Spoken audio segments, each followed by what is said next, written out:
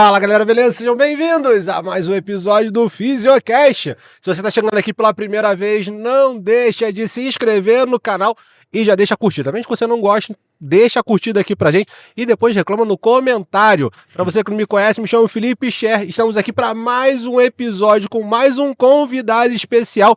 Eu e meu grande amigo Fred Rezende. Fala aí, Fred! É isso, estamos aqui para mais um episódio. Hoje nós vamos falar sobre sucesso, né, na verdade. Da faculdade ao sucesso, como você pode construir uma carreira sólida na fisioterapia, ganhando bem, é lógico, né? Então, estamos aqui com um convidado muito especial, um convidado de peso, que ele é tenente-coronel fisioterapeuta da Polícia Militar do Estado do Rio de Janeiro, fisioterapeuta da UTI do Hospital Universitário Gafre Guinle, também é professor adjunto do mestrado e doutorado da Uniswan. Seja muito bem-vindo, Luiz Felipe da Fonseca. Eu que agradeço. É sempre uma honra estar com pessoas que estão pensando lá na frente, né? Pensando em como entregar um valor diferente aí para a fisioterapia e deixar de olhar para os problemas e passar a olhar para a solução, que é o que a gente precisa fazer. É isso, perfeito. Só para a galera te conhecer, como é que você decidiu entrar na fisioterapia ou a fisioterapia te escolheu? Como é que foi esse processo aí do início da tua carreira e como tá isso aí hoje? Cara, eu tenho uma história acadêmica muito engraçada, né? Só para resumir, não ser enfadonho, ao longo da minha vida inteira na escola, eu sempre tive muitos problemas com educação, aprendizado, que eu depois vou contar, mas eu só tive essa informação mais à frente, né? Eu estudava numa escola religiosa, essa escola religiosa me mandou para todos os especialistas que você imaginar na vida, até para padre eu já fui mandado, porque não era possível alguém com comportamento Vamos exorcizar o tenente. Tipo isso. E passado um determinado tempo, um professor na escola, ele virou para mim e falou: cara, as pessoas falam de você, que você é meio tantã, que você tem alguma coisa, mas, cara, eu enxergo em você uma joia aí que precisa ser lapidada. E você sabe que eu tenho um curso, né, chamava Jorge Bessa, um grande professor de matemática que eu tive, foi um dos primeiros a me dar a mão, né? E ele falou: eu vejo potencial em você, acho que você deveria fazer o curso e tal, vou ligar para sua mãe e tal. E eu fui fazer um curso com ele, que era preparatório, sei lá, para Cefet, essas escolas de ensino médio, que eu não fiz a prova, mas eu queria estar lá. Ele me convidou, falei, um professor me convidando para fazer algo que não era ser mandado para a secretaria, nem mandado para um psicopedagogo, para psiquiatra. Para tomar esporro, né? E aí eu fui fazer o curso. Lá eu comecei a ter uma outra percepção de educação, assim. Eu comecei a gostar de coisas que eu odiava, eu comecei a aprender coisas que eu não aprendia na escola, porque o processo de educação ele exige reciprocidade, que eu não tinha na escola naquele momento. E no meio do curso, assim, eu virei para minha mãe e falei: mãe, eu queria estudar no colégio tal, chama Colégio Pentágono, que é um colégio conhecido aqui do Rio, um colégio bastante forte em relação à educação. Minha mãe falou: Felipe, como assim? Você tem dificuldade na escola aqui do bairro, você quer ir para uma escola de um nível muito hard, cara, vai dar problema. É isso? Eu falei: não, é isso. Lá no curso do Bessa eu tô aprendendo coisas que eu quero ir para lá, os meus amigos do curso vão para lá, eu quero ir para lá também. E aí eu fui para essa escola. Nessa escola, que era uma escola muito conteudista, centrada em performance, era uma escola que a cadeira era dupla. E eu, muito agitado, hoje eu tenho diagnóstico formal de TDAH, mas na época a gente nem falava sobre isso, a cadeira era dupla. Eu entrando numa escola nova, falei: não posso carregar a fama de maluco da escola anterior.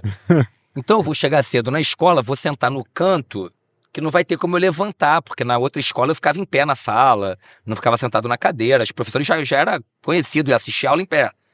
Então eu chegava, sentava no canto, e no primeiro dia sentou uma pessoa do meu lado, que era uma pessoa muito estudiosa. Eu, sem querer, a minha perna balançava, eu queria levantar, mas eu falava: não posso fazer isso. Aí você já é um pouco maior, você já tem um pouco mais de maturidade. E aquilo começou a me puxar para cima de alguma forma. eu comecei a tirar só nota boa na escola. E a minha irmã namorava um rapaz que é médico hoje, estava terminando a faculdade de medicina, e ele falou, cara, ele é ortopedista, ele faz fisioterapia e tal, ele fazia estágio, ele trabalhava no Botafogo na época, me incentivou. E eu então falei, cara, então vou seguir o conselho dele, eu tinha muita admiração por ele, tenho até hoje, e eu entrei na universidade nesse contexto. Dentro da universidade, a gente encontra os nossos caminhos, né? E no meio da faculdade, eu falei assim, todo mundo fazendo iniciação científica, eu falei, pô, eu preciso fazer também. E aí eu procurei uma professora chamada Cristina Maeda Taquia, que foi a primeira grande inflexão da minha vida profissional, e a gente tem vários pontos de inflexão. Tem um livro muito legal chamado O Ponto de Mutação, que fala relacionado a como as empresas, diante de determinadas dificuldades, elas se reinventam, né? E isso vale para a nossa carreira também. Existem momentos que a gente se depara que algo acontece e a tua carreira inflexiona positivamente, ou se você está mal parado no local que você está, ela te inflexiona para baixo e vira uma âncora para tua carreira, para tua vida. E eu procurei essa professora, falei, professora, eu queria fazer iniciação científica. Aí ela me chamou no laboratório. Ela falou, olha, eu trabalho com modelos experimentais e tal, de esquistossomose. Falei, então desculpa, eu sou estudante de fisioterapia e tal. Ela falou, olha, Luiz, senta aqui. Vou te falar uma coisa, eu preciso de aluno, você veio aqui, fiquei muito feliz, eu gostei da tua participação na aula, ela tinha dado aula de patologia para mim. Ela falou, ciência só existe uma, a boa ciência. O modelo experimental, ele é apenas para que a gente responda a uma hipótese que a gente tem, ao menos inicial em ciência básica. Mas ética em pesquisa, o pensamento científico, ele é único, não importa o que você estude. E aí eu falei, cara, é isso. Aí entrei no laboratório, aquilo catapultou a minha vida profissional, comecei a frequentar os congressos, apresentar trabalhos em inglês, desenvolver modelos experimentais desde o início, durante todo o processo. Terminei a universidade e esse processo de estudo na iniciação científica, ele amplia o olhar, né? E eu comecei a enxergar outras coisas também. Comecei a lidar com outras pessoas. E no final da faculdade, um professor chamado Fernando Guimarães, ele me convida para ser monitor dele, depois me convida para trabalhar com ele no local que foi meu primeiro emprego, né? Ele estava começando e eu estava começando junto com ele. Uma pessoa que sempre tenho até hoje uma profunda admiração profissional, uma pessoa que eu sigo tudo que escreve, eu admiro profundamente. E quando eu fui trabalhar com ele, ele me direcionou. São os mentores que a gente tem na nossa vida. Ele falou, Felipe, é para cá que a gente tem que ir. É isso que você tem que fazer. E quando você está perto de pessoas que são inspiradoras, eu lembro que meu pai falou, Felipe, mas você paga para trabalhar. Eu falo, pai, eu pago para trabalhar porque eu trabalho com a pessoa, com o cara. Sim. Que o nome dele é um nome de referência. Hoje no mundo já era uma referência nacional, que ele já tinha trilhado um caminho que eu sonhava trilhar e que eu tinha certeza que estar perto dele abriria oportunidades para mim. E não foi diferente. Algum tempo trabalhando com ele, houve esse concurso foi o primeiro concurso para o quadro de oficiais fisioterapeutas da Polícia Militar. Eu vinha tentando o concurso, sem sucesso. E ele falou, Felipe, eu vou fazer esse concurso e você vai fazer também. Falei, mas Fernando, como é que eu vou fazer o concurso? Você vai fazer a prova, como é que eu vou fazer o concurso? Não tem nenhuma chance. Ele falou, não, você vai fazer. A gente vai estudar, eu vou te ajudar. E ele me ajudou, inclusive, a fazer um curso preparatório que eu fiz, cruzava o Rio de Janeiro inteiro. É uma história engraçada, porque eu tinha um carro, o primeiro carro que eu tive na vida, eu ganhei na raspadinha. Maio de 1998. Era engraçado que eu parava no engarrafamento do pedágio para ir para Niterói pro curso. As pessoas perguntavam, né? Você ganhou o carro na raspadinha? Eu falava, não ganhei raspadinha. Eu só botei o adesivo de brincadeira, eu sou maluco. Eu comprei o carro e mandei adesivar o carro porque eu sou louco e tal. E aí eu fui fazer esse curso, fiz a prova, passei nessa prova. Isso era que ano, Felipe? Isso foi em 2001. final de 2001. E em 2002, eu me formei em 2000, em 2002 eu ingresso, então, na Polícia Militar, em janeiro. Em fevereiro, eu faço a prova do mestrado, porque aí eu já estava mais assim, eu já tinha um pé fixo. Sim. Que eu sabia que eu ia dormir e acordar e o meu salário só ia aumentar. Eu faço a prova do mestrado para início em março. E naquele mesmo mês ali em fevereiro, um professor da Estácio, recebendo uma indicação de uma pessoa que trabalhava com ele lá e que era do mesmo laboratório que eu fiz iniciação científica, precisava de alguém para dar aula num curso técnico que funcionava aqui na Tijuca, um curso técnico de radiologia, porque ele trabalhava na Estácio, trabalhava na Uniswan e trabalhava nesse curso. A Estácio surgiu uma turma para ele, ou na Uniswan, não me lembro, e ele precisava botar alguém no curso técnico, até porque a universidade pagava muito melhor. E ele me indicou, eu entrei nesse curso técnico, os meus amigos me gozavam pra caramba, que estava dando aula, um monte de gozação pro nível técnico, e eu sempre acreditei que aquilo ali ia me ensinar a ser professor, a ter regência de classe. E 3 meses depois, houve um acidente com uma colega que ministrava aula na Uniswan, voltando da Veiga de Almeida. Ela sofreu um acidente de carro na estrada, teve um traumatismo de crânio, e eles precisavam substituir uma licença médica. E o mesmo professor que me indicou lá para o curso técnico, quando viu o coordenador fazendo reunião, né? Eu ia falar mandando mensagem no WhatsApp, mas fazendo reunião para ver quem era o professor que poderia assumir a turma. Ele falou, cara, tem um garoto. Aí contou a minha história. Aí falou, liga para ele. E ele ligou para mim. E eu falei, cara, mas eu tenho que dar aula hoje no curso. Aí ele falou para mim, é para estar na sala de aula hoje. Se você não tiver, eu vou ter que botar alguém, porque eu não posso deixar a turma sem aula. Aí eu tive de 3 da tarde às 6 para arrumar um professor para me substituir no curso, que eu também não ia deixar a professora Ana, que era dona do curso, na mão. A gente tem que ser grato, né? As pessoas que dão oportunidade pra gente. Então, consegui uma pessoa que me substituiu no curso. E eu, assim, entrei na universidade. E quando isso aconteceu, em um intervalo de 5 meses, eu fui aprovado não, entrei no concurso público dos sonhos, junto com esse professor que eu trabalhava com ele, porque ele também entrou junto comigo no concurso. Eu entro no mestrado e começo a trabalhar na universidade que eu tô até hoje. É tudo ao mesmo tempo, né? Tudo aconteceu de uma forma simultânea. Dentro da universidade, eu acho que eu sou workaholic, tenho certeza. E dentro da universidade eu sempre me dediquei muito eu sou muito intenso nas minhas relações e naquilo que eu faço. E 8 meses depois que eu tinha entrado na universidade, o ex-coordenador me convidou para ser o adjunto dele. E logo quando eu me tornei adjunto dele, sei lá, 10, 15 dias depois, foi nomeado uma comissão do MEC para avaliar o curso lá da Uniswan. Foi uma avaliação muito dura na época. E ao final dessa avaliação, o ex-coordenador foi retirado da coordenação, e eu fui convidado a assumir. E dali, até hoje, eu sempre tive cargos de gestão na universidade. Eu virei coordenador, depois eu virei diretor de ensino, depois eu virei diretor de graduação, depois eu virei diretor geral, que era diretor de ensino, pesquisa e extensão, reportava direto pro reitor.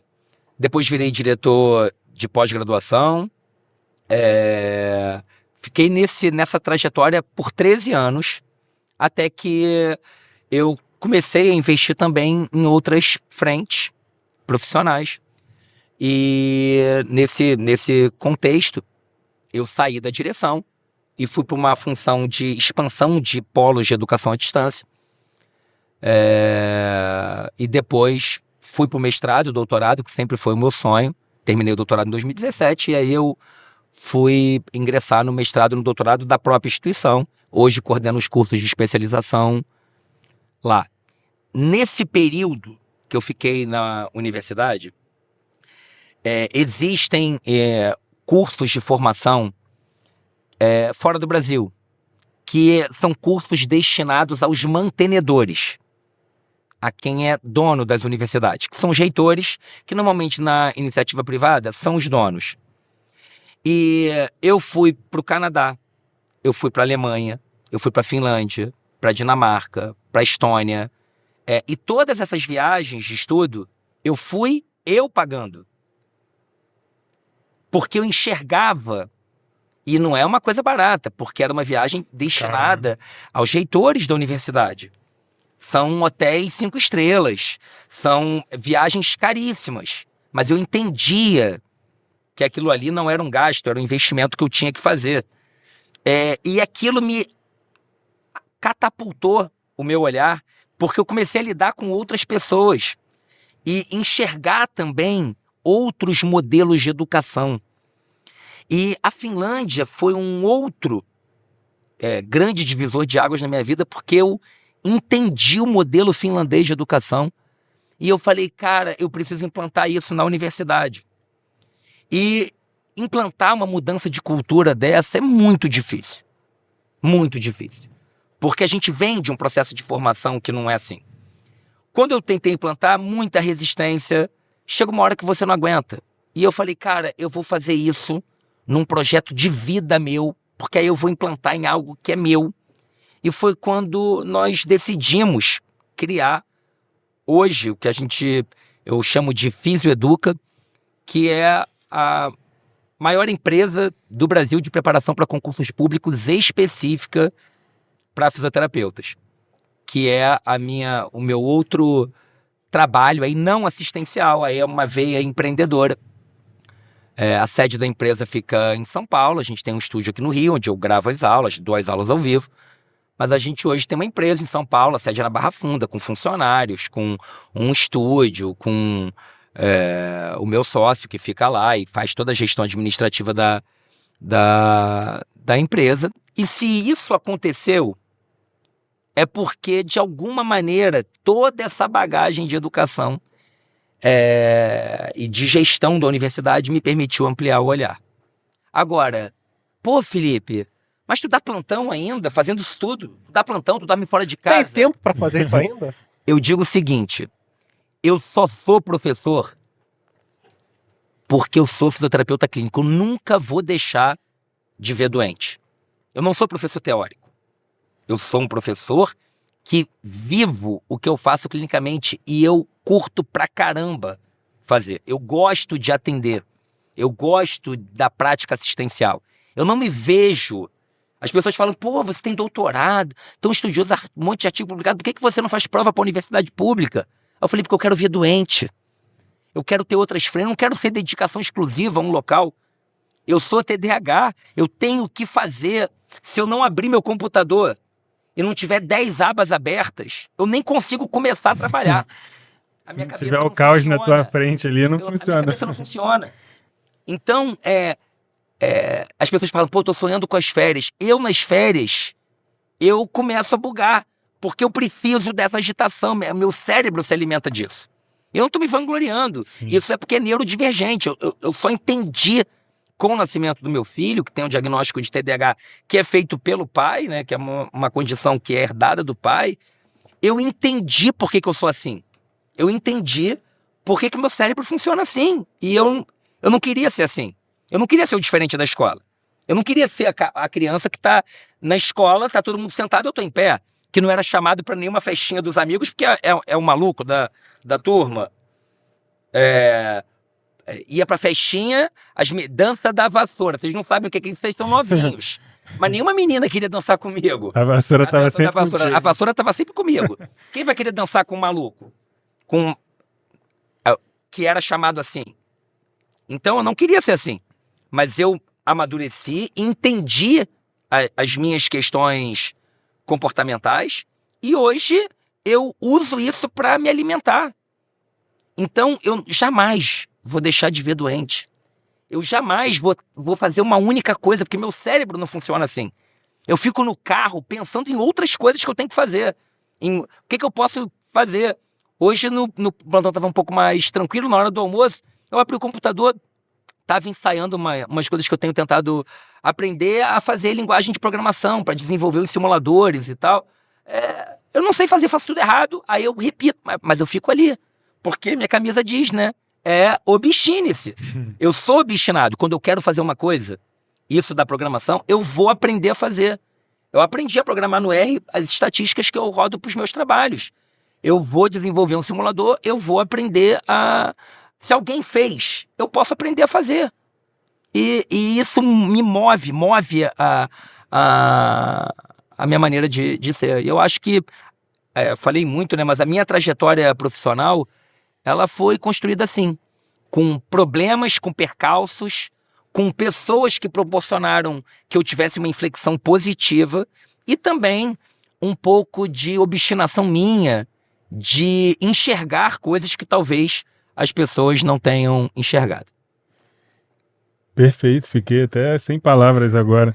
Tô brincando, mas isso é muito... Só para não deixar você sem palavras, para deixar claro para os nossos telespectadores, aqui embaixo vai estar o site da Fisioeduca, caso você queira saber como é que funciona e tudo mais. No final, professor, doutor, tenente, como é que devo chamar?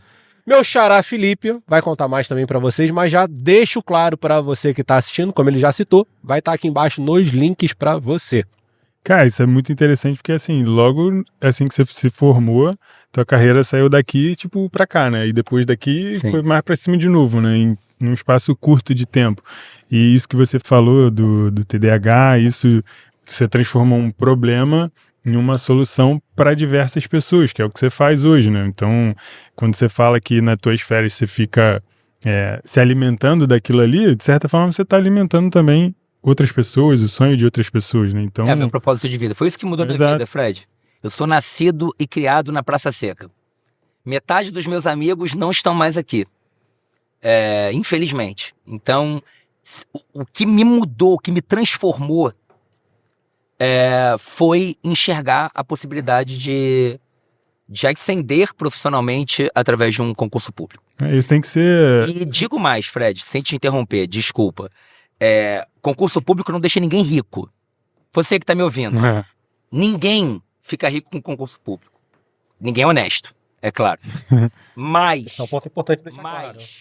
bons concursos, eles te permitem tirar outros sonhos do papel. Muita coisa. Porque se você está trabalhando hoje na iniciativa privada, dificilmente você vai ter vínculo trabalhista. Você vai trabalhar como pessoa jurídica. Você vai ganhar, talvez, num bom hospital, um pouquinho mais do que o piso. Vai trabalhar sem liberdade profissional. Porque você tem alguém acima de você que não precisa dizer. Mas ele é um argumento de autoridade por si só. Porque ele pode te tirar com telefonema. O emprego público, você, em um trabalho, você ganha mais do que qualquer... Pensa no maior hospital do país. Vila Nova Star, Sírio, Einstein. Eu garanto, um concurso público, um fisioterapeuta, ele ganha mais do que nesses hospitais. Isso é um paradoxo. E eu converso muito sobre isso. Se a gente olha a saúde, os maiores médicos, eles estão na iniciativa privada. Os maiores médicos, eles têm o vínculo público? Tem. Mas eles se dedicam à vida na iniciativa privada. Fisioterapeuta, enfermeiro, nutricionista, os maiores estão no emprego público. Porque não é um modelo médico-cêntrico. Sim. É um modelo que você tem liberdade e que você tem um salário equiparado. Eu sou tenente-coronel e o meu salário é maior do que um major médico, do que um capitão médico. Quando que isso ia acontecer na iniciativa privada? Eu posso ser o pós-doutor de Harvard. Um recém-formado na emergência vai ganhar mais do que eu na iniciativa privada. O que é uma completa deturpação. Então, no serviço público, isso jamais aconteceria. Então, existe o não dito. Existe o empoderamento que você tem de não inferioridade, de você não se sentir inferior ao outro e de você não se sentir ameaçado pelo outro, que não pode te coagir pela ascendência, porque você tem estabilidade. Então, ao ter liberdade para trabalhar, o teu trabalho aparece. O teu trabalho aparece. E quando o trabalho aparece, as pessoas começam a te reconhecer como alguém diferente dos demais. E quando você se torna diferente dos demais, você se valoriza. Aquela pessoa é diferente. E aqueles profissionais que estão ali, eles começam a te perceber de uma outra forma. Tem uma equiparação profissional ali, todo mundo é igual, né? Então, como deveria ser, né? Então, isso do concurso público é uma das coisas mais, digamos assim, mais bonitas de se ver dentro da saúde, né? Que é o que deveria acontecer, na verdade, né? Cara, eu vou até voltar um passo aí, você falou sobre a questão de formação, de estar envolvido com toda essa parte. É um debate que a gente já trouxe várias vezes aqui. A gente já trouxe o Renato de Paula, trouxe a Anke, que faz parte do conselho. E um ponto que a gente sempre bate é a questão de formação. Hoje existe um grande debate devido ao ensino à distância, né, o EAD. A grade curricular se debate muito sobre essa questão do tem que ter mais matéria, não tem que ter mais matéria. Eu escuto muito, como gestor estratégico, eu escuto muito que falta gestão na faculdade. Tenho a minha opinião, já trouxe aqui para mesa, como você ainda não sabe, porque não saiu esse episódio ainda. Eu sempre falo que hoje eu tenho dúvidas se realmente falta gestão na faculdade ou se falta realmente interesse do profissional em aprender. Você traz a sua história pra gente e me demonstra muito que não é só o que eu aprendi, mas o que eu fui buscar. Mesmo com todas as dificuldades, com todas as adversidades, com todos os rótulos, todas as etiquetas, você foi lá, buscou e mostrou que realmente era possível fazer diferente do que as pessoas, até as pessoas mais próximas, diziam que deveria acontecer na sua vida. E a pergunta que eu te faço é, você acredita que hoje, da forma que o ensino acontece no Brasil, que as universidades estão e tudo mais, o profissional ele sai preparado para o mercado de trabalho? Não. Não, pronto, podemos passar para a pergunta. Você me perguntou se eu acho que as pessoas saem no geral. Sim. Não. E por que não? Existe um hiato gigantesco entre a academia e o mercado, a indústria. A gente forma engenheiros, a gente forma administradores, a gente forma fisioterapeutas, médicos, distantes do mundo real. Um administrador formado hoje na universidade, ele sabe tudo de teoria geral de administração, Taylor, Fayol, Ford, os modelos, conhece de gerência de projetos, PMI, PMBOK, ele conhece todas as ferramentas. Agora, leva para a empresa, para o chão da fábrica, tá bom, eu tenho esse problema aqui, eu quero uma solução. Gestão, uma solução para esse problema. Bugou. E aí, você tem um hiato grande. Uma das coisas que lá na universidade, a Unisul é uma instituição muito inovadora, assim, muito. E eu falo com muita tranquilidade, e eu estou citando o nome da instituição, porque eu não sou dono da instituição, eu não sou sócio da instituição, não sou da família dos donos, mas eu tenho uma nítida percepção, Sim, clara, de que as pessoas que estão na liderança, o que eles mais tentam fazer é aproximar o mundo real do aluno. isso é verdade. Eu ministro um módulo, porque agora o nosso currículo é por competência, currículo moderno e tal. Eu ministro um módulo hoje que é sobre gestão e planejamento de carreira. Que a gente fala de ferramentas de gestão, fala de marketing digital, fala de posicionamento do profissional na rede, fala sobre isso como uma oportunidade de trabalho. Que maneiro. E fala sobre o que o mercado quer. Eu pergunto para 10 gestores, inclusive vocês, o conhecimento técnico, você ensina, você treina. Agora, você não ensina conteúdo atitudinal. Você não ensina o cara a se portar corretamente numa reunião. Você não ensina o cara a chegar no horário no trabalho. Você não ensina o cara a não faltar jamais, sob qualquer hipótese, um plantão. Você não ensina ética a um profissional. Você não ensina retidão a um profissional na universidade. Isso ele aprende no mundo. E essas habilidades, elas precisam ser discutidas na universidade. Conhecimento técnico, claro que é importante. Mas de nada adianta conhecimento técnico sem o saber fazer. O skin the game, né? O cara... Você tem que ter você tem que ser fazedor. O mundo é dos fazedores. Existem pessoas que são brilhantes, geniais, mas que têm uma carreira medíocre no sentido real da palavra. Flat Sem ali, né? usar a palavra medíocre de uma forma equivocada. Medíocre é mediano. A gente que usa essa palavra de forma pejorativa. Mas que poderiam ser muito mais do que são.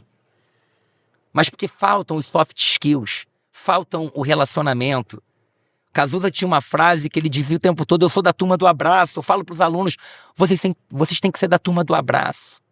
Nós somos educados, cara.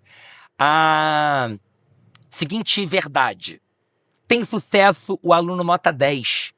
Isso não é... Eu sou a prova viva disso. E isso poderia ser explicado matematicamente por um cara chamado Gauss, que criou aquela curva de normalidade. Aquela curva de normalidade, eu garanto que matematicamente é a probabilidade de uma pessoa da média, ou seja, que mais se aproxima da média, tem mais probabilidade de sucesso do que um outlier, do que um genial, que é muito bom tecnicamente, mas é relacionamento zero. Uhum. Ele passa no concurso, beleza, mas ele vai ficar estagnado ali porque ele não cria rede. Aonde ele vai, ele briga com alguém, ele não é responsável, ele não é ético. Existem outros saberes que a universidade precisaria discutir. Isso é verdade, eu também sou prova viva disso, inclusive foi meu professor, e eu também nunca fiz questão de ser o aluno que tirava nota 10. Apesar de, na minha época, as pessoas sempre falarem que não, o CR é importante, o CR é isso, o CR é aquilo. Não usei ele pra nada. Mas eu sempre tive na minha cabeça, mas eu sempre tive na cabeça que aquilo ali não valia de nada, era só para eu passar e ter uma classificação ali, ok, mas que não tinha diferença do cara que, por exemplo, a média ali para você passar é 6 e o cara que tirou 10. É a mesma coisa, você passou da mesma forma, só que um com 10 e outro com 6. Isso não te faz ser um profissional pior. Eu, por exemplo, sempre fui um aluno ali que estudava para passar, ponto. Isso sempre foi muito claro para mim. Então, tem diversos alunos que estudaram comigo. Tá sendo modesto, Fred, hein? Tá sendo modesto, Fred. Estudaram comigo. Foi teu professor, Fred era um aluno muito, mas muito acima da média. Mas eu estudava para passar e eu era muito interessado. Então, eu sempre fui muito interessado e sempre busquei, assim, tentar ser melhor naquilo que eu fazia, mas não para tirar 10, para ser um profissional melhor. Para aprender de fato. Exato. Então, isso hoje, eu consigo ver que tem vários alunos que eram muito melhores do que eu ali na faculdade, melhores que eu digo na nota, tirando 10. Mas que se a gente olhar, fizer uma equiparação salarial, estão muito distantes, né? Então, é isso que você falou. Não independe também, mais uma vez, que era uma outra coisa, um outro paradigma que as pessoas falavam. Quem estuda em faculdade pública é melhor. Isso também é outra coisa. Estudei na Uniswan, eu sou aluno da Uniswan, tenho muito orgulho disso, de falar que estudei lá, fiz minha pós-graduação lá, e isso também me coloca muito à frente de outros profissionais, porque não é a faculdade. Vou fazer uma pausa aqui. Uniswan, se quiser patrocinar a gente, ó. Quiser botar à disposição. Porque isso não difere, realmente. A gente tá com o coordenador aqui, né? O coordenador, se quiser patrocinar a gente. Quem sou eu? Eu sou funcionário. Mas esse ponto que vocês trouxeram pra mim é muito interessante. Assim como você disse, eu tenho 2 filhos, né? E meus filhos estão, agora um tem 7, outro tem 9. E eu falo com eles, falo assim, cara, a nota pra mim é o que menos importa. Foi como o Fred falou assim, tem que tirar nota pra passar, porque o nosso ensino é dessa forma, né? Ele ainda faz a aprovação por nota. Existem alguns diálogos aí que dizem que querem mudar essa questão e tudo mais, mas não precisa tirar... Meus filhos não estudam numa escola... o meu filho... Eu jamais colocaria... Claro, jamais é tempo demais, né? Mas eu busquei uma escola que tivesse um outro modelo avaliativo, mais centrado em competência e não nota numérica. Sim. Não é isso que me satisfaz. É esse ponto que eu ia falar. Eu falo pra ele assim, cara, não é a nota, eu quero que você aprenda. Então, assim, meu filho tá na fase em alfabetização, o outro tá na fase de aprender o básico de contas. Bem próxima dos meus. Eu falo assim, eu quero que você aprenda. Então, tem que aprender a tabuada porque ela vai ser útil pra você. Tem que aprender a somar, dividir por 2 dígitos, mas porque vai ser útil pra você. Porque não é aquela cobrança dentro de casa, não, porque tem que tirar 10, não. Até jamais porque, como faria eu vim, aquela história, né, que a gente vem evoluindo e vem melhorando, né? Como eu passei por essa realidade, a intenção hoje é fazer totalmente diferente. E tem uma diferente, história bacana. A escola dos meus filhos, ela Ela também tem lá um certificado, tipo de... Se quiser fazer propaganda, eu não ligo não, tá? De gentileza e tal. Eles estudam numa escola chamada Maple Bear. Conheço. Na Maple Bear, eles têm, pelo menos na unidade que os meus filhos estudam, eles têm um certificado lá de, foi gentil, alguma atitude gentil com um colega, ajudou alguém de uma forma voluntária. A escola premia isso, né? E aí eu lembro que uma vez o meu filho veio todo contente, dizendo que tinha tirado lá uma nota... Tinha tirado lá um conceito bom numa determinada competência lá que eles estavam estudando. Aí eu falei, filho, você arrasou. Mas o que eu quero mesmo é aquele certificado de gentileza. Porque eu me preocupo com outras habilidades. Aí passou um tempo lá, sei lá, meses.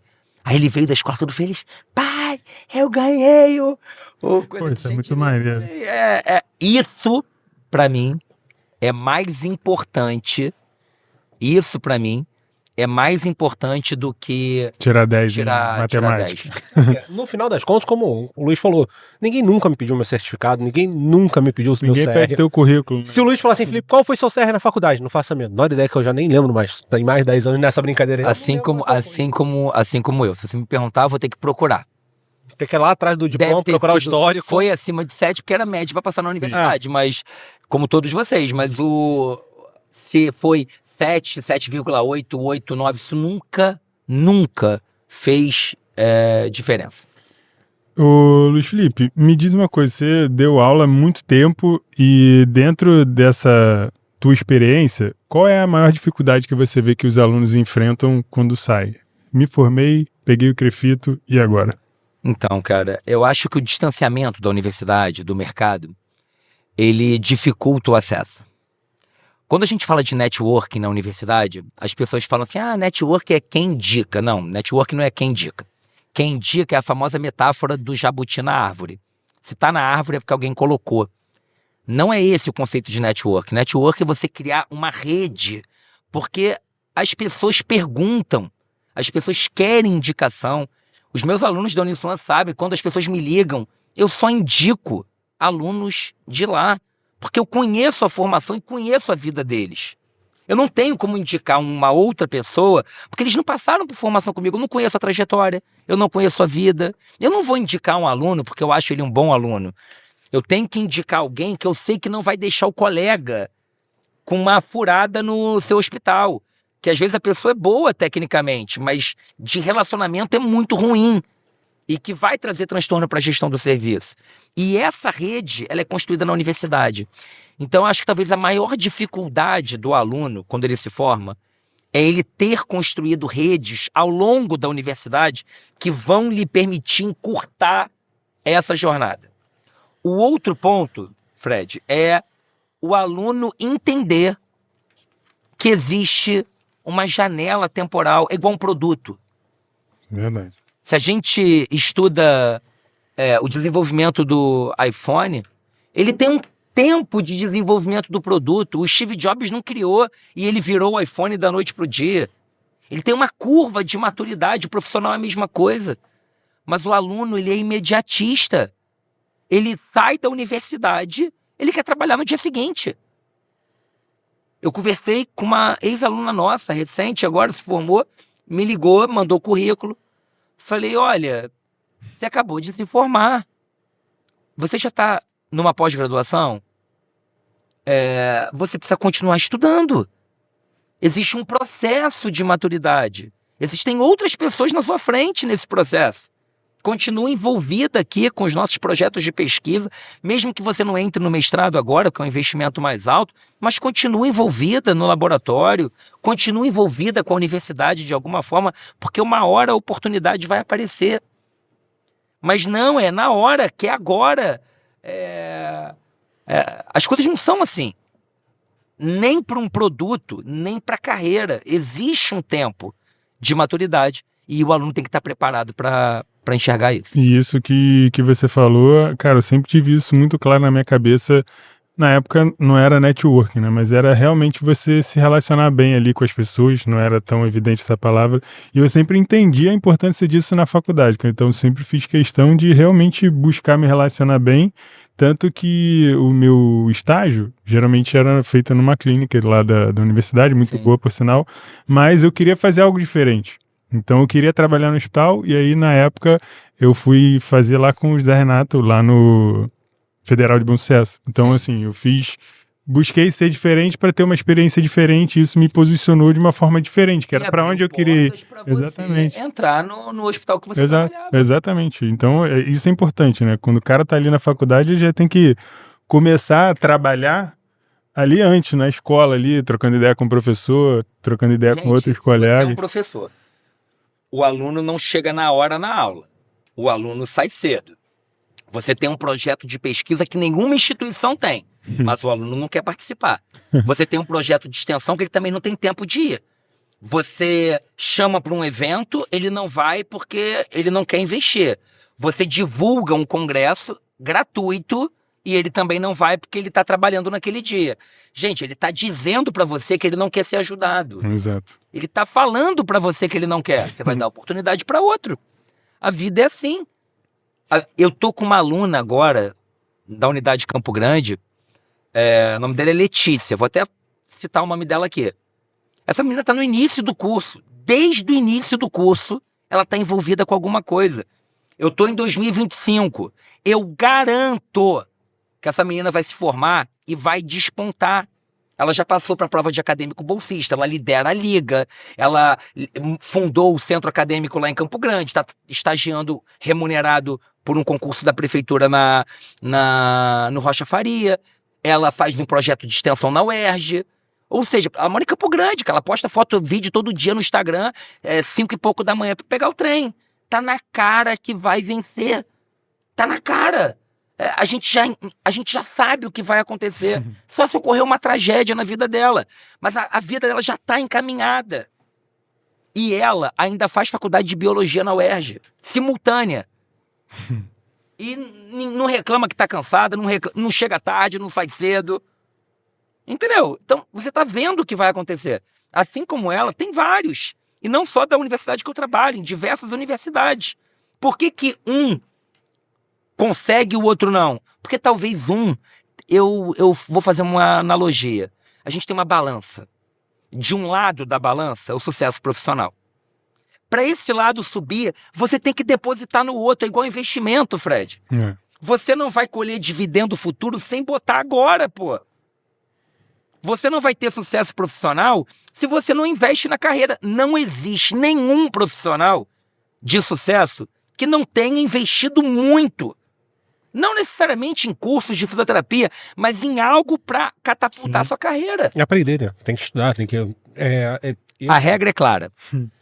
Eu sou muito desse partido também. Eu acredito que se a pessoa ela não fizer a escolha ou de abrir mão de algo ou de estudar muito, dificilmente ela vai conseguir chegar onde ela deseja. E como você bem citou da camisa, né? Tem que ser obstinado. Principalmente, com certeza. Pegando o exemplo da Letícia, né? Desde o início. Mas também nunca é tarde, né? Então, quem tá hoje no mercado... Nem sei se eu poderia falar o nome da Letícia, que ela pode brigar comigo, mas... Letícia, depois a gente manda um termo de consentimento pra você, tá? Que a gente teve uma advogada que falou assim, não, tem que ter... Letícia, você vai... Mas Letícia é o que mais tem no mundo, tem até música pra Letícia. Não Então, dá assim, pra saber quem é, né? não dá pra saber qual é a Letícia. Ela sabe que é dela que a gente tá falando. A não ser que a gente traga a Letícia aqui pra conversar com a gente, né? Uma boa também. Uma boa ideia. Seguindo nessa linha, você considera hoje que dentro do mercado da fisioterapia existe alguma área que é mais promissora? A gente fala muito sobre essa questão de trabalhar de forma especializada, de mercado especializado. Eu sou pragmático. E eu vou dizer para vocês o que eu digo pro meu aluno. Na minha opinião, só há um caminho, que é a área hospitalar. Ah, Felipe, mas você está puxando a sardinha para tua brasa. Não. Se você é da área musculoesquelética, você pode trabalhar na unidade de internação. Eu estou falando de business e dinheiro. Aonde estão os melhores pacientes particulares? Na rede privada, nos hospitais. Aonde você ganha dinheiro, aonde ninguém ganha? Nos plantões. Eu dou plantão domingo, a hora que você está vendo Fantástico, eu estou ganhando dinheiro. Eu posso dar plantão noturno.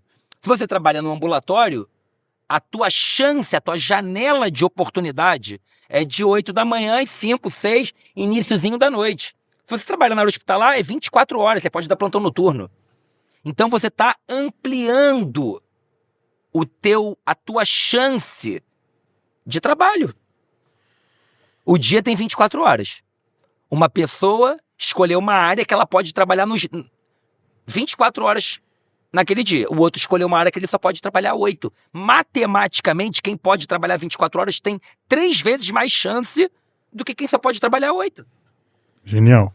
É matemática. Ah, mas eu detesto a área hospitalar. Beleza, mas você precisa começar.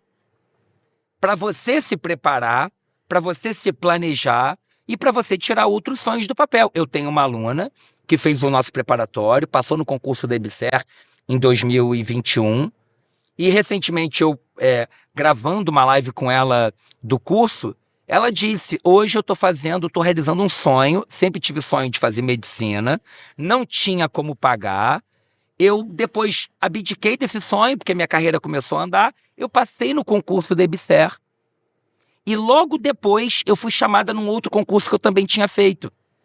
E aí, com esses 2 vínculos públicos, eu olhei e falei, caramba, agora eu consigo pagar o curso de medicina e ainda viver. Porque com 2 vínculos bons, paga um curso de medicina que hoje está na faixa de 10, 11 mil reais, e o que sobra, ela toca a vida ali, até porque trabalhando em 2 lugares, fazendo faculdade de medicina, ela não deve ter muito tempo para gastar, mas tá tirando o sonho do papel. Exato. Então você tem sonho de trabalhar, montar a tua clínica. Às vezes, se você não nasceu com um pai rico, das duas, uma. Ou você vai recorrer a banco e vai se endividar para algo que pode dar certo, ou você vai olhar, ser maduro e falar, cara, eu vou entrar nessa área temporária, não é o que eu curto, mas é uma área que me dá janela para trabalhar à noite e empreender naquele que é o meu sonho durante o dia.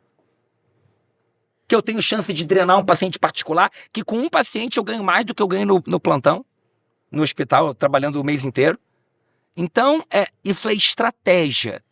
Talvez você que está me ouvindo ache que eu esteja falando porque eu sou dessa área. Não é por isso. É por exemplos claros que nós temos. Ah, mas eu conheço várias pessoas da área musculoesquelética que não fizeram esse caminho e deram certo.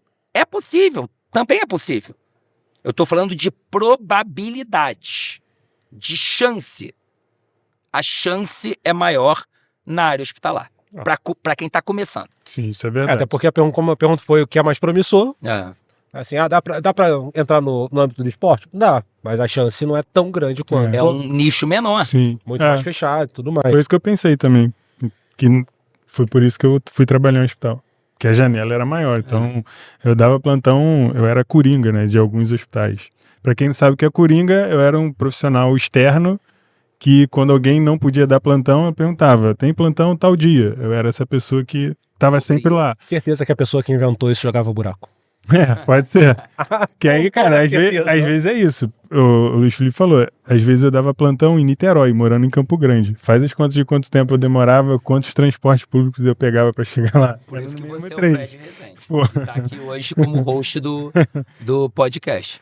Mas é isso que ele falou, cara. O hospital, pra mim, assim, sem dúvida também. Primeiro, qualquer pessoa que me pergunta, fala, cara, vai pro hospital. Que lá você vai ver todos os tipos de pacientes. E você pode exercer o que você gosta. Se você gosta mais de paciente ortopédico, você pode ir lá dentro. Drenado ali, né? Caminhar pra essa área. Você vê de tudo dentro do hospital.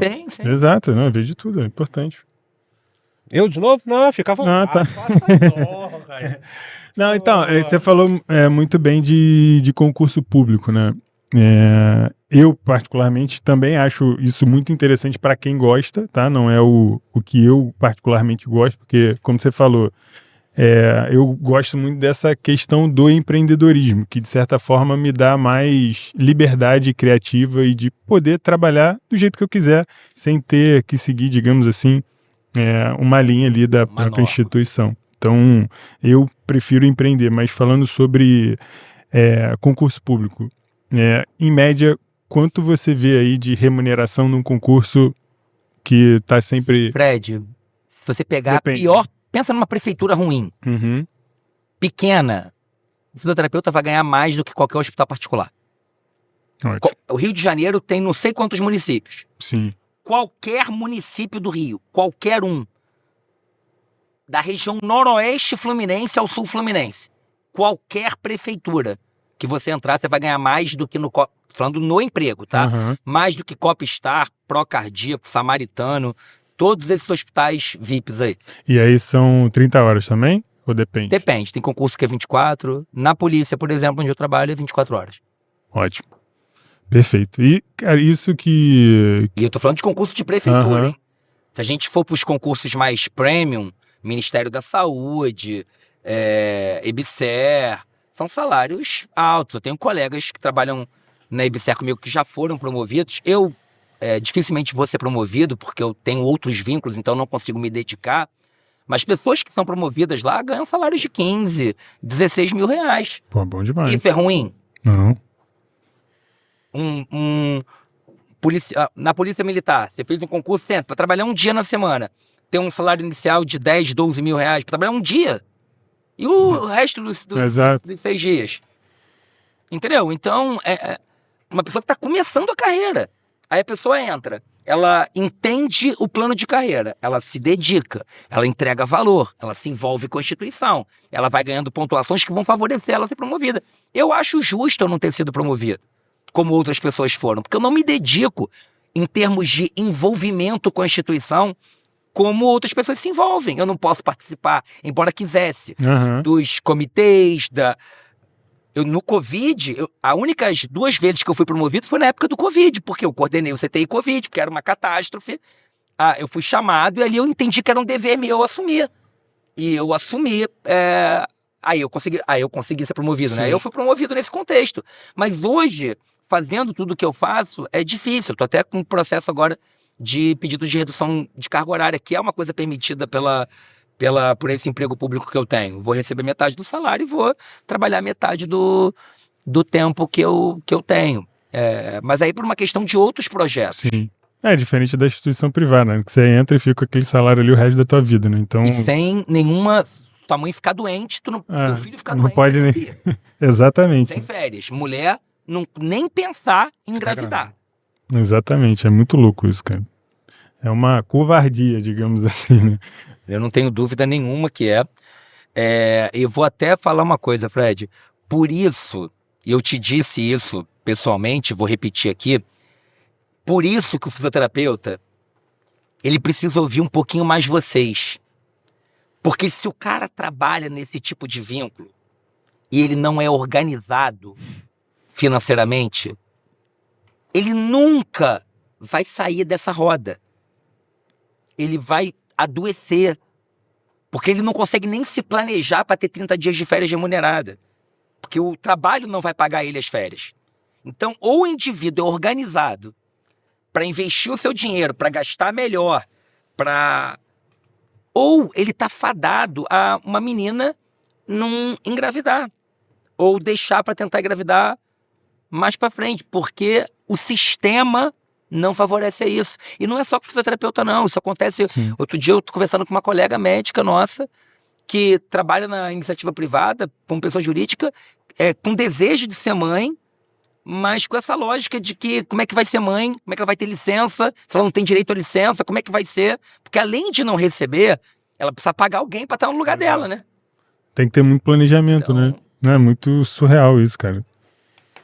Porque isso, de certa forma, né, te deixa o cara ali pressionado e aí ele não consegue enxergar nenhuma saída. E é isso que você falou do concurso público, eu acho bem interessante, porque, como o Luiz Felipe falou, não adianta pensar que tu vai ficar milionário, rico, trabalhando no concurso público. Porque se você não tiver um planejamento financeiro, uma organização financeira, tua vida também não vai mudar. A diferença do concurso público, além da remuneração ser melhor, é que ele vai te dar uma previsibilidade. Então você sabe o quanto você vai ganhar, você sabe que não é qualquer coisa que vão te mandar embora.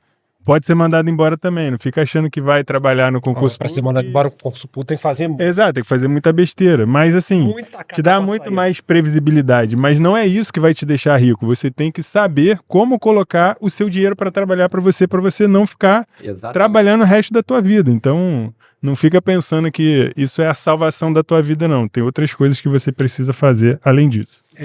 E assim, isso está muito vinculado porque, escutando o Luiz falando, traz a percepção que, querendo ou não querendo, a gente tem a consolidação de leis trabalhistas e tudo mais, que seria o profissional que trabalha de carteira assinada, só que a cada dia que passa o mercado ele vem direcionando o profissional que vai entrar no mercado, até quem já está dentro do mercado de trabalho, a se tornar prestador de serviço. Ou Com a reforma trabalhista de 2017, durante muito tempo nós lutamos para o fisioterapeuta não ser terceirizado. Lutamos, conseguimos. Todos os hospitais do Rio assinaram a carteira num determinado momento. Quando o Fred entrou no hospital que ele trabalhava, ele recebia de carteira assinada, tenho absoluta certeza disso. Sim. Em 2017, com a reforma trabalhista que foi feita na época do governo Temer, houve a possibilidade da terceirização da atividade fim, que nunca foi permitida. E quando isso aconteceu, médico que já estava numa iniciativa mais crescente para isso, fisioterapeuta, a única profissão que eles não conseguiram, porque se eles pararem, eles quebram o sistema, foi a enfermagem. Mas eles tentaram fazer. Mas houve uma rebelião, os enfermeiros nessa hora eles se unem, e nesse processo eles não conseguiram com a enfermagem fazer isso. Tá? Eles não conseguiram fazer isso com a enfermagem. Mas houve uma iniciativa para. Então, a gente acabou aceitando passivamente. Esse é o ponto, né? Porque o que acontece, como você bem citou, se a pessoa não se programar, não se organizar, não entender minimamente de gestão, tanto na parte de investimento como na gestão estratégica do que vai fazer com o dinheiro dele, e até mesmo quando ela se torna PJ, ela tem o poder na mão de definir o quanto ela quer receber. Então, assim, mesmo que o hospital, a clínica, o ambiente vá determinar... Depende. Em tese, mas é o que Na o Luiz teoria falou. é assim. Não, mas é o que o Luiz falou, é uma questão da gente começar a realmente se posicionar. Sim. Lá atrás aceitamos passivamente a quebra do que deveria acontecer e hoje está na hora do profissional Porque o acordar e se posicionar. argumento não, agora você tem livre negociação É isso. Aham. com o empregador, mas não é livre negociação, pô. ele tem um poder muito maior do que você para negociar. As pessoas criticam. Eu participei disso, né? As pessoas criticam sindicato, tá? Não, porque sindicato... Eu não vou falar das coisas ruins, porque existe coisa ruim em qualquer lugar. Qualquer lugar. Mas numa relação entre patrão e empregado, uma relação de discussão salarial, tem que haver um intermediador. Sim. Porque você não está negociando entre pares. Você não está acertando com o teu sócio meio a meio o prolabore da empresa. Você não está acertando isso. Você tem alguém que tem o poder, se você não quiser, eu vou chamar ele que quer. Não é uma negociação justa e paritária. Então essa falácia de que, não, pra que FGTS, o dinheiro é teu, mas o empregador não vai te dar. Pra que você quer deixar o governo administrar o teu FGTS com que rende menos do que a poupança? Porque se não tiver carteira assinada, você não vai receber o FGTS. É simples assim. Mas Ou tu acha que o governo vai, o empregador vai pensar, não, o Fred sabe investir. Isso. Vou pegar o FGTS que eu pagaria e vou dar na mão dele para ele investir. Quem dera que fosse a lei dissesse isso, olha, a empresa continua obrigada. E o empregado agora vai escolher se ele quer receber isso no salário ou depositado na conta da Caixa Econômica. Aí, pô, show de bola. Perfeito. Aí realmente era direito do trabalhador, mas não é assim. E aí o empregador o que fez? Vou aumentar um pouquinho teu salário. Era 4 mil, agora tu vai receber 5. Só que não tem mais INSS, não tem férias, não tem 13º, não tem FGTS, não tem os aumentos anuais que são previstos na CLT, tanto que o salário pago na rede que pejotizou é o mesmo desde a reforma. Isso. Desde a reforma. Porque agora não tem previsão legal para o aumento salarial, não tem abono, não tem dissídio. Acabou. Não, mas o que eu ia pontuar era exatamente isso. Igual o Fred falou assim, eu vivi isso e tentei. Mas o ponto é esse. Uma pessoa sozinha não vai conseguir. De fato, ela não vai conseguir. Não sei se a pessoa que iria à frente seria o sindicato, mas é ter realmente um movimento do qual, que é utópico, que eu vou dizer, eu sei que é utópico, mas é trazer realmente a união, que não existe, infelizmente, mas trazer a união igual a enfermagem fez. Meu irmão, acabou. Ou é isso, ou muda. Mas, infelizmente... É o que a gente gostaria, né? O que a gente desejaria que realmente acontecesse, como o Luiz falou, de ter realmente o empregador pagando os direitos e tudo mais. Mas e uma das coisas que me incomoda é porque as pessoas que estão nas comissões aí falando sobre isso, tu vai para os congressos, quem está dando palestra sobre modelos são essas pessoas. As pessoas que oprimem o coleguinha que está sentado ali.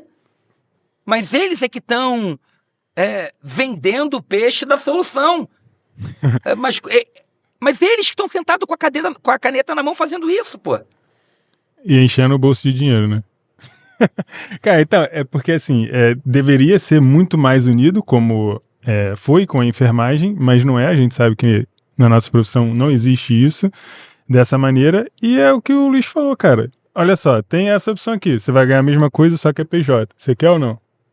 É aquela educação positiva, né? Você prefere continuar aqui recebendo esse mesmo salário ou sair daqui e procurar um outro emprego? Exatamente. Mais ou menos isso que o cara faz.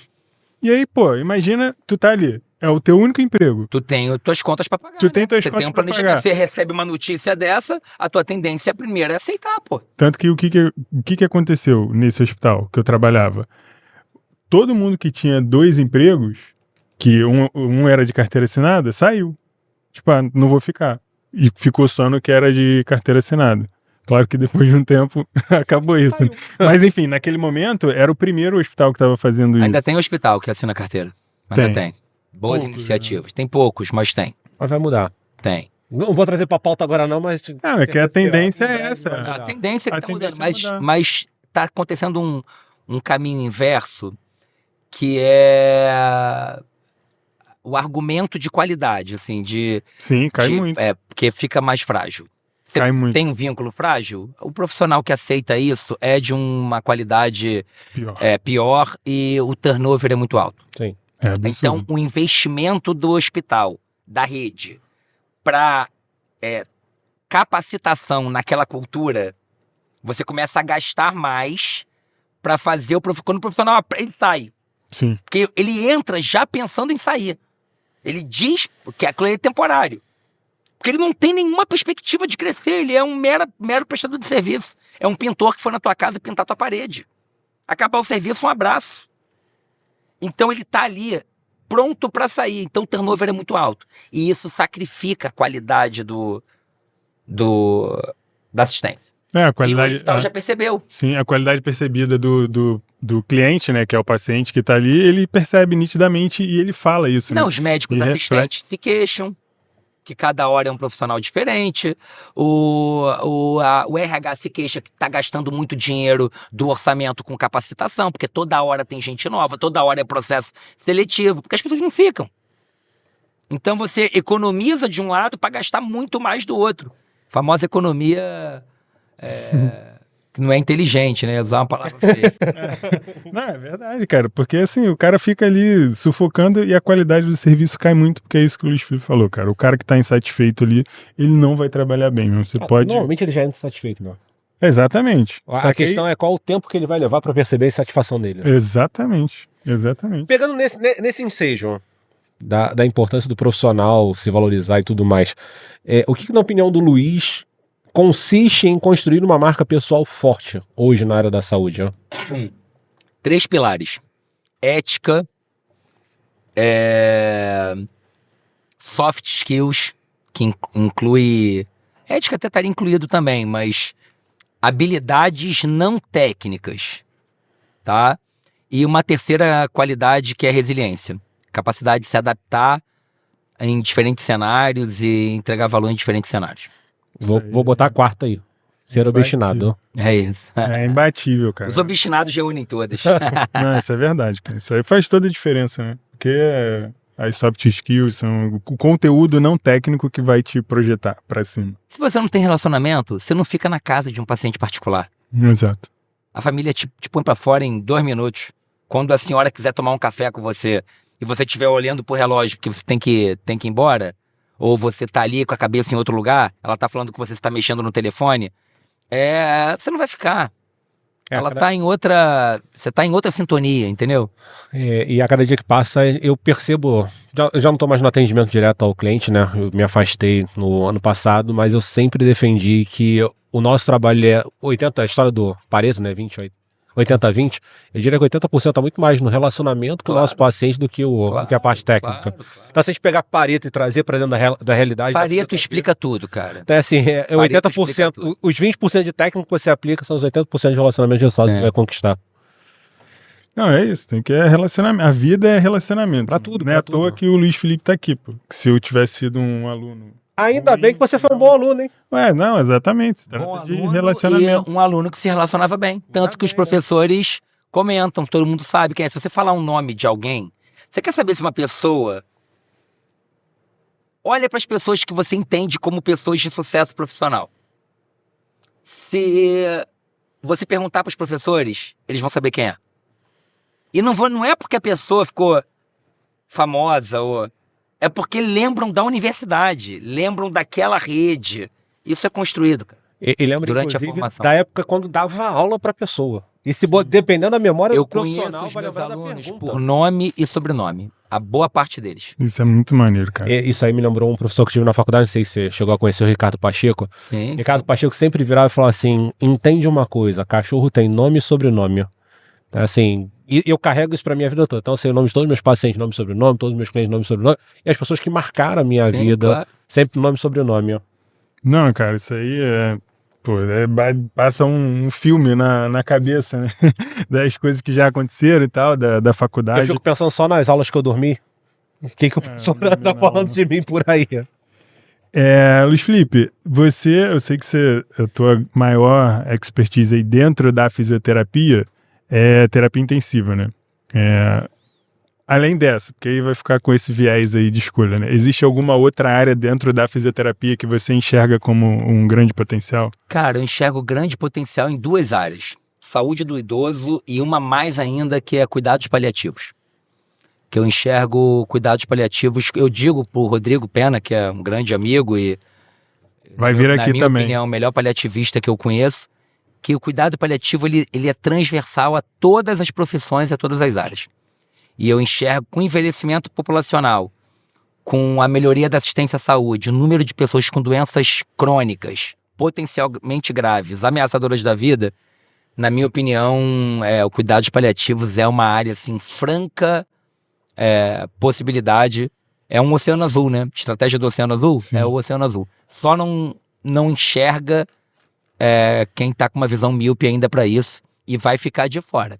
Porque é uma oportunidade gigante pro futuro. Eu nem digo pro futuro, para hoje, né? Sim, e é uma área que é de, assim, vou dizer 100%, mas 80% é relacionamento. Com certeza. 80% é relacionamento. Você como comunicar você bem, se comunicar você se bem. posicionar bem. Cara, E isso faz são muita diferença. Paciente que na minha visão, quando eu atendi, eu sempre atendi a parte de idoso, né, gerontologia, e eu sempre falei que é eterno até que o eterno do paciente acabe. Então são duas áreas Sim. que você só vai perder o paciente ou só vai parar o tratamento se realmente a vida dele chegar ao fim, que fora isso... E é um trabalho que é de valor muito legal. Porque o processo de finitude é a única certeza que a gente tem. E só existem duas certezas na vida. A morte e a mudança. Ponto. Tudo muda na tua vida, na tua carreira, na profissão. Tudo muda. E a morte. Os cuidados paliativos, eles controlam sintomas para que você, no momento que você chegar lá na frente, na finitude, você chegue com a tua vida planejada, você tem uma qualidade de morte melhor. Eu acho que essa é a parada, entendeu? Esse é o jogo. Genial.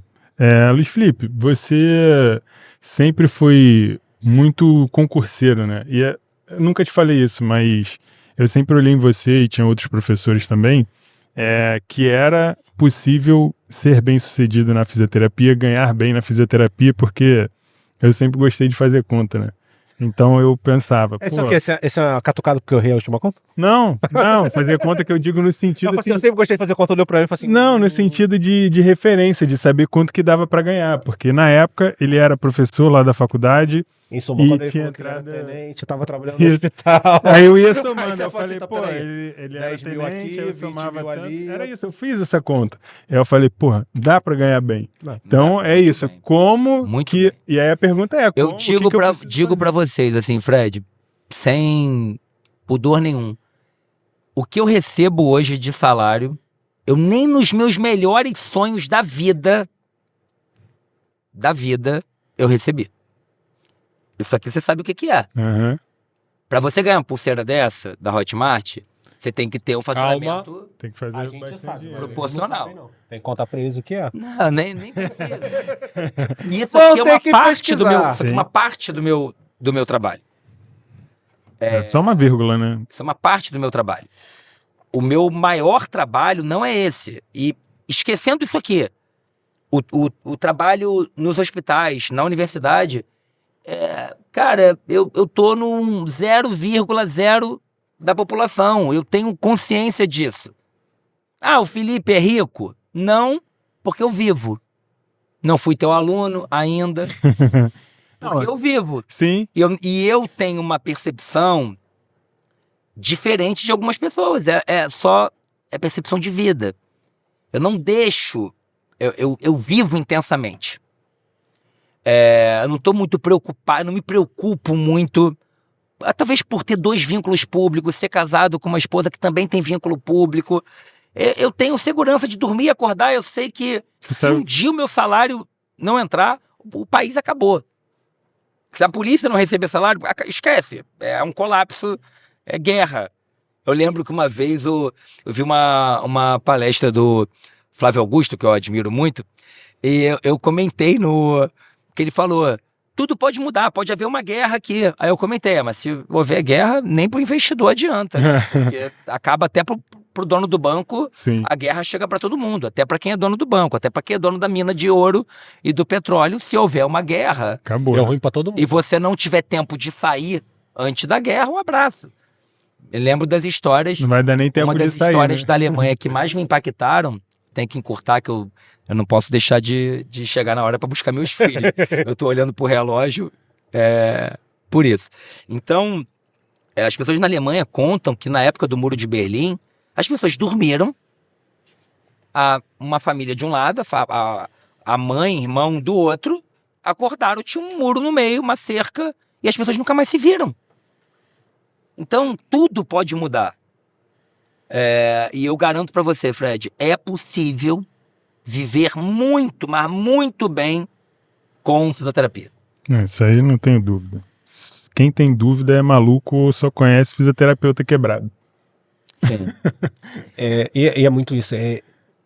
Voltando lá no início, né, que o Luiz falou sobre a vida acadêmica e tudo mais, tem muita influência. O Luiz falou agora da questão de mudança, eu já saio mudado daqui, eu acredito que as pessoas também vão sair mudadas após o episódio, mas é muito isso, é mudança do meio, não só a mudança sua, mas é mudar também o meio com quem você Sim. frequenta mais. A gente falou isso, se não me engano, no episódio 3 ou no episódio 4, a gente bateu nessa Não, da tecla. ambiente, Você é né? a média Da das ambiente, 10 né? pessoas que você se relaciona mais. É isso. Se você só tem âncora, a famosa história, os nossos pais não estavam errados.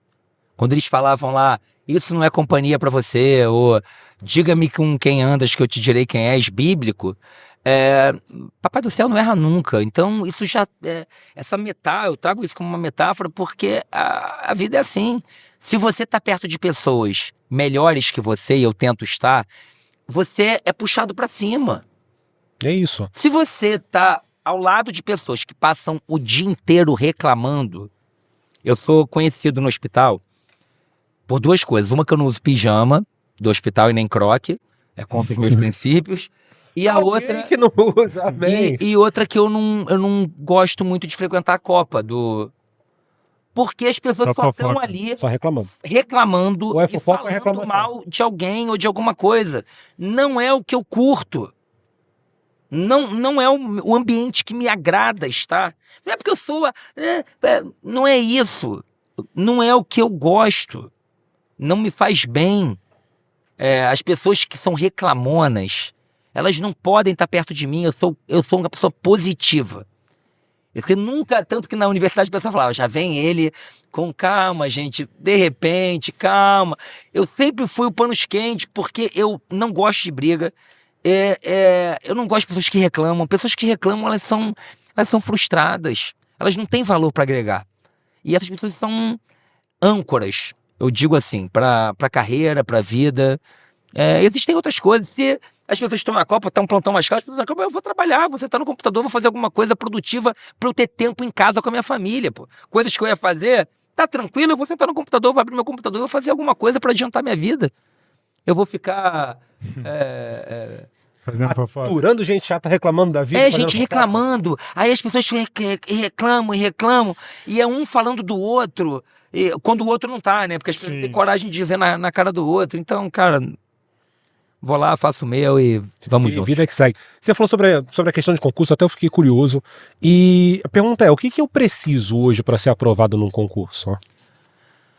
Olha, a primeira Além de coisa... estudar muito. A primeira coisa é ser aluno da Fiseduca. Se você for aluno da Fiseduca, você já deu um passo gigantesco para ser aprovado. É claro que é uma brincadeira, eu tô fazendo um merchan aqui, hein, gente. Não, brincadeira não, é sério. É sério. Mas para você ser aprovado em concurso público, você tem que entender uma coisa, cara. Concurso é fila. O que significa concurso é fila? Você entra na fila. Você faz um concurso X, não passou. Você continua estudando. O maior erro do concurseiro é eu sair um edital pro concurso, sei lá, da Marinha. Aí ele entra. Aí ele faz a prova em junho, não passou. Aí ele vai trabalhar, esquece que existe concurso. Aí no ano seguinte, abre o edital de novo. Aí o que ele faz? Entra de novo para estudar. Ele está sempre entrando na fila. Se a pessoa quer ser das Forças Armadas, ela tem 30 anos. Ela tem até 35 anos e todo ano tem prova. Então eu me inscrevi para a primeira prova. Fiz a prova, não passei. Eu vou continuar estudando. Porque no ano seguinte, no mesmo período, vai ter a prova de novo. E a tendência é você avançar um pouco. Vai chegar uma hora que na fila você vai passar. Antes de passar nesse concurso militar, eu fiz 13 concursos. Os primeiros 10, eu nem via meu nome na lista dos aprovados. Depois eu comecei a ver o meu nome na lista dos aprovados não classificados. E no último concurso, antes desse da polícia, eu bati na trave. Eu bati na trave para entrar. E no processo de estudo para a polícia, eu passei no concurso para uma prefeitura de Queimados, que era um salário até interessante, que eu iria. Mas a posse desse concurso aconteceu no meio do exame psicotécnico que eu já tinha passado na polícia, eu nem fui assumir. O concurso foi feito antes, mas demorou a chamar. Eu também não fiquei dentro do número de vagas, fiquei depois, eles foram chamando, e eu fui chamado, já estava no meio do processo de exame psicotécnico e tal, e eu não fui, porque eu já tinha passado no mais difícil, que era a prova. Pro psicotécnico eu me preparei, tá? Me preparei. Vi o que tinha que fazer. Estudou, estudei, né? Com uma psicóloga, me orientou, fiz tudo bonitinho. Eu não era um maluco da escola? Eu tinha que fazer a prova direito e Tem fiz. que se controlar, né? Deu tudo certo. Pô, bom demais. Então eu acho que se o aluno tiver na cabeça dele de que concurso é fila e que ele deve permanecer estudando, quando sair o resultado e ele não tiver passado, como se o concurso ainda fosse acontecer, ele está caminhando a passos largos para aprovação. Não tem mistério. Ótimo. Ô, Luiz Felipe, aproveita e fala do... Só antes daí, só apontar uma coisa. Pode falar. A gente falou muito de meio, e esse ponto que ele trouxe pra mim do continua buscando, que é uma questão de tempo e seja obstinado, é pra quem tá nos ouvindo, se você quer prestar concurso, quer ser concurseiro, tampa o ouvido.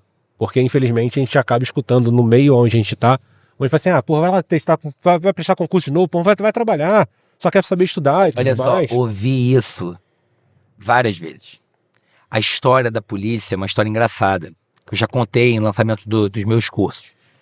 Eu já estava fazendo tanto concurso sem passar, que nesse concurso da polícia, eu não contei para os meus pais.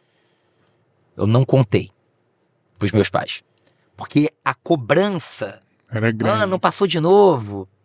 Pô, você frustrar a pessoa que são os teus ídolos é muito difícil. E esse concurso da polícia eu estudei muito. Porque eu pensava comigo assim, cara, eu não posso decepcionar o professor Fernando. Porque ele que está investindo em mim e ele me chamou para trabalhar com ele. Imagina se eu for muito mal na prova, ele vai achar que eu sou um profissional ruim. Então eu nem tinha sonho que eu ia passar, eu queria não ficar tão mal na fita com ele. Entendeu? E eu não contei para os meus pais. Eu, voltando da clínica dele, a prova foi em outubro, em novembro não, final de novembro, já estava com decoração de Natal e tal, eu estava guardando dinheiro, tinha o carro da Raspadinha, que era o carro da minha casa, não era meu, era o carro da minha casa. Meu pai trabalhava fazendo excursão para terceira idade, tinha um celular desse tamanho, daqueles celulares antigos de flip, lembra? E eu Toda vez que eu ia pra clínica, saía com o carro, eu levava o telefone. Eu voltando da clínica pra casa, era uma sexta-feira, ou quinta-feira, sexta-feira. A minha irmã liga, eu atendi, ela falou, me xingou, que é a maneira carinhosa que a gente se trata, tu fez concurso pra polícia, não falou pra gente, tô vendo teu nome aqui na lista. Eu falei, fiz. Ela falou, tá, teu nome tá aqui, tu passou. Eu falei, passei? Eu falei, pô, a minha irmã nem sabe que eu ia fazer a prova. Será que ela viu meu nome nos classificados? Será que ela sabe quantas vagas tem? Ela, pô, de repente, viu meu nome lá aprovado, mas só tinham 15 vagas. Mas deu aquele frio na barriga, cara. Deu um frio na barriga. E eu sabia que eu tinha ido bem na prova oral. Porque na prova escrita, foram chamados para a prova oral 56. E eu era o 30 e pouco. E eram 15 vagas. Falei, pô, eram 5 mil e poucos candidatos. Eu já tô bem na fita com o professor Fernando, que pelo menos na prova oral eu vou fazer. Cara, eu só tenho que passar 15 pessoas. Aí, nessa janela de um mês, cara, eu estudava até a hora que o meu olho fechava e eu dormia. Eu estudei o dia inteiro. Porque ali tava muito perto. E na prova oral, eu sabia que eu tinha ido bem. Mas eu falei, porra, a prova foi fácil, todo mundo foi bem. Eu cheguei lá, todos os professores que me deram aula no curso. Todos os professores que me deram aula no curso estavam lá. Professor Sérgio Neme, Leandro Azeredo, todos eles que me deram aula estavam lá fazendo a prova. Eu falei, cara, não tenho nenhuma chance. Nenhuma chance. E aí eu voltando, minha irmã ligou, eu parei no Barra Shopping. Antigo Jornal dos Esportes. Vocês também não sabem o que é. Aquele jornal rosa. Rosinha, lógico que a gente sabe. Você abria sabe, para um né? lado, abria para o outro. Pode me sentir velho agora. Quando eu abri o jornal, olhei meu nome lá, 9º lugar. Irmão, eu não sabia o que fazer se eu tirava a roupa no shopping, se eu saía correndo. Porque, cara, eu sabia que ali eu tinha mudado a minha vida. Porque eu sabia que eu ia entrar como tenente, ia ser promovido a capitão, depois major, depois coronel, que o salário ia aumentar e que eu ia ter segurança. E é uma sensação de alívio. De tipo, caraca, eu não vou ser um peso pros meus pais. E eu vou poder ajudar eles. E aí outras coisas vão surgindo, entendeu? Então, é isso. Foda. Tô preocupado só com Então, Luiz Felipe, Calma, ó, você vai buscar as crianças. pra gente encerrar aqui, fala um pouco do teu trabalho e como as pessoas podem te achar. Bom, gente, fora da fisioterapia, né, assim, na área assistencial, e eu considero a área docente também um pouco vinculado a isso, eu tenho uma iniciativa que é uma empresa chamada Fisioeduca. Se vocês depois quiserem baixar o aplicativo na Apple Store, no Google Play, vocês podem baixar com esse nome. Lá dá para vocês olharem mais ou menos assim como é que é. É uma escola de preparação para concursos públicos específicos para fisioterapeuta. Então, concursos para secretarias estaduais, municipais, carreira militar, prova de título de especialista, que é o nosso core, provas da EBSER, provas para federais, enfim.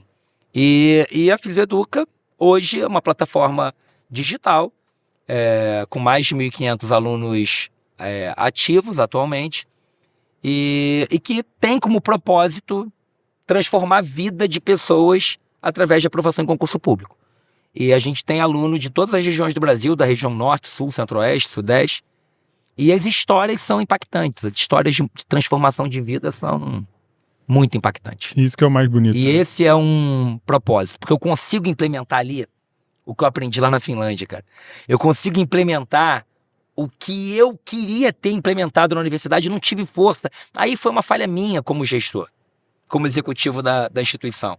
De não ter liderado, não ter tido argumento, retórica de convencimento para que as pessoas seguissem o que eu estava falando. Já estava também há bastante tempo na direção, talvez vai desgastando um pouco, você não tem mais a mesma energia. Mas no meu negócio, eu implementei o que eu queria ter feito. Então eu consigo acompanhar de perto, eu consigo acompanhar os resultados, eu consigo ter um tete-a-tete com o aluno e falar, cara, se você continuar assim, você não vai passar. A tua média está distante da mediana da turma. E a tua fragilidade está nesses itens aqui. Vamos fazer o seguinte, você vai estudar durante 10 dias esses itens aqui. E aí no próximo simulado, nesses assuntos aqui você tem que melhorar. E a gente traz pro prumo. E normalmente essas pessoas que a gente faz um tete-a-tete para trazer pro prumo, essas pessoas passam, cara.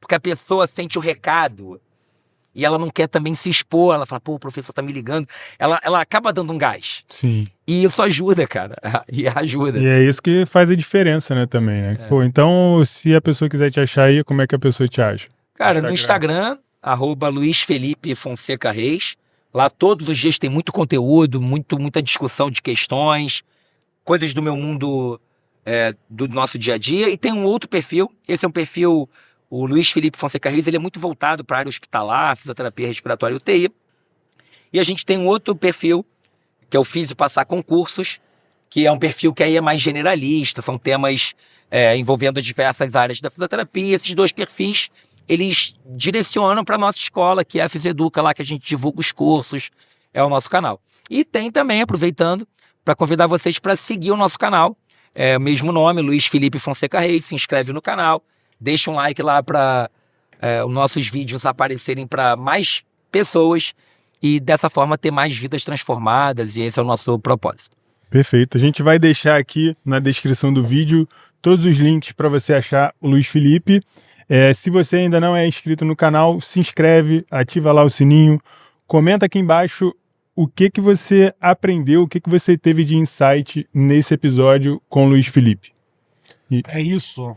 Não posso deixar de agradecer, cara. Gratidão gigante. Obrigado pela sua disponibilidade. Obrigado por tudo, por compartilhar com a gente a sua história. Eu que Me agradeço. sinto honrado com a sua presença aqui. Espero que o joinha lá do início que eu pedi pra vocês tenha valido a pena. Como o Fredão falou, todos os links, tudo que a gente colocou. Livro que o Felipe indicou lá no início, você lembra qual é o livro? O Ponto de Mutação. Ah, viu? Ele lembrou. Queria saber se vocês iam lembrar, tá vendo? Tudo vai estar aqui embaixo pra vocês não perderem nada. Não esquece, compartilha com seus amigos, manda no grupo da família, manda lá no grupo da tia, para que mais pessoas possam estar aqui acompanhando o nosso trabalho e acompanhando o trabalho do grande Luiz Felipe também. Obrigado, galera. A gente se vê no próximo episódio. Um abraço, valeu. Um abraço, Tchau, tchau. gente. Tchau.